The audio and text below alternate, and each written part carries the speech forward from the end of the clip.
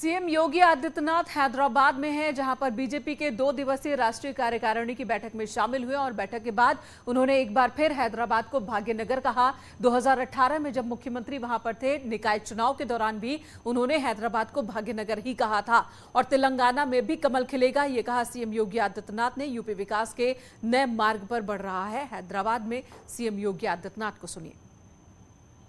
भाइयों बहनों, आपका उत्साह हम सबको एक नई प्रेरणा और एक नया उत्साह प्रदान करता है। तेलंगाना के अंदर जो कुशासन है, जिस प्रकार की राजनीतिक अराजकता पैदा करने का प्रयास हुआ है, भारतीय जनता पार्टी के मिशन को रोकने के लिए जिस प्रकार की साजिशें हो रही हैं, उन सबको बेनकाब करने के लिए आप सभी कार्यकर्ता भाइयों बहनों ने पिछली बार भाग्यनगर कॉरपोरेशन चुनाव में अपनी ताकत का एहसास कराया था और हमें विश्वास है कि आज पूरे देश के अंदर आदरणीय प्रधानमंत्री जी के नेतृत्व में जो परिवर्तन देखने को मिला है, वह आप सबके सामने है। मुझे आश्चर्य होता है कि उत्तर प्रदेश जैसे राज्य में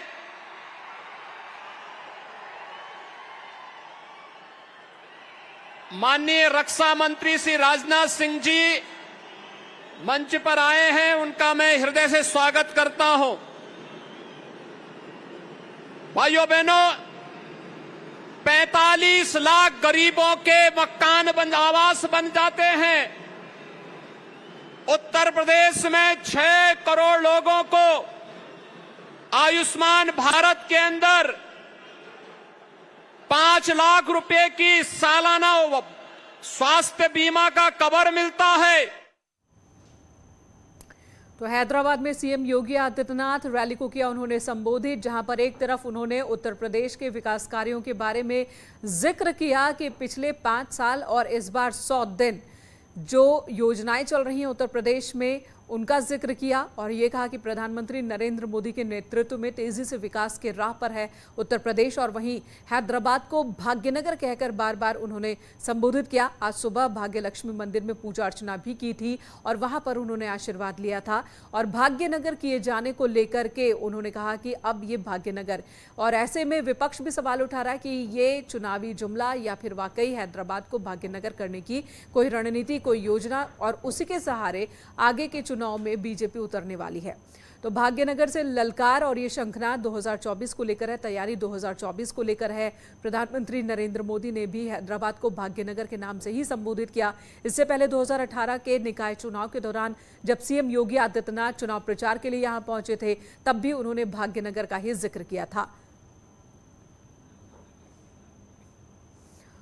और आज हैदराबाद में बीजेपी के सीनियर लीडर रविशंकर प्रसाद ने क्या कहा, वो भी आपको सुनाते हैं। कि हैदराबाद भावनगर है significance for all of us. Hyderabad में सरदार पटेल ने एक भारत की नींव रखी थी, जिसको तोड़ने का बहुत प्रयास होता था।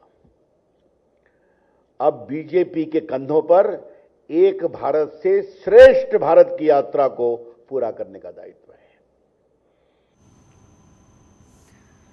तो एक भारत को श्रेष्ठ भारत बनाने की जिम्मेदारी बीजेपी के कंधों पर है। एक छोटे से ब्रेक के लिए रुकेंगे, खबरों का सिलसिला जारी है।